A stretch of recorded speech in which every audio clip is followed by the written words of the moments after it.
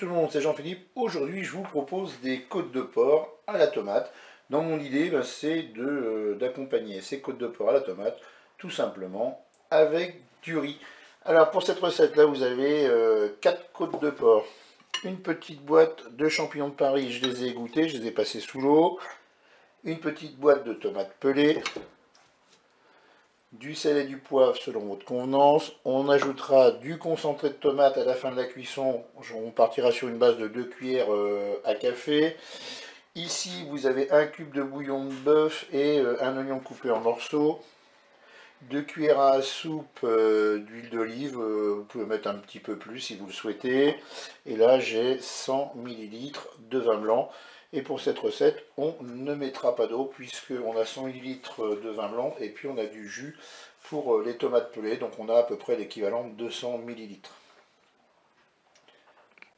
On lance notre recette, on se met en mode manuel et puis on se met en cuisson classique et en mode doré.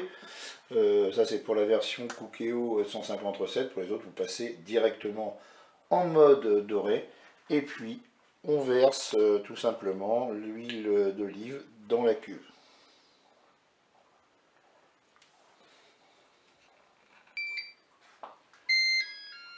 Le préchauffage est terminé, on va faire revenir nos côtes de porc.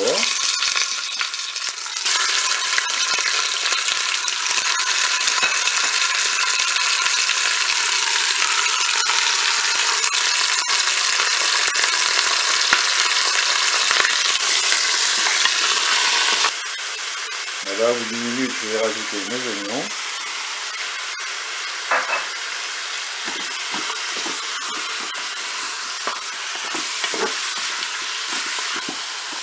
J'ajoute mes champignons de Paris.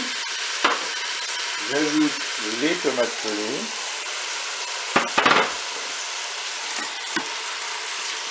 Je vais ajouter mon verre de vin blanc. Je vais émietter mon cube de bouillon de bœuf. Je vais mettre un petit peu de poivre. Pour le sel, je verrai au moment de déguster.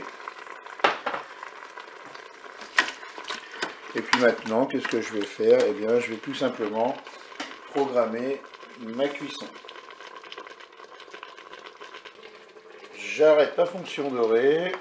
Je passe en cuisson sous pression ou cuisson rapide. Et je vais programmer tout simplement 6 minutes de cuisson. Je fais OK avec un départ immédiat. Je ferme mon couvercle et je vous dis à tout à l'heure pour la fin de la recette.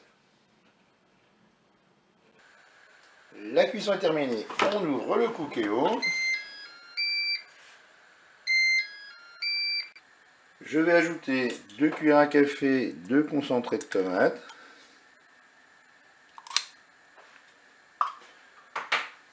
Vous mélangez avec la sauce, bien sûr. Si vous souhaitez avoir une sauce un peu plus épaisse, eh bien vous rajoutez du concentré de tomate. Moi je vais laisser comme ça, car je vais servir cela, comme je vous disais, avec du riz. Eh bien je vous dis au revoir et à bientôt pour d'autres recettes.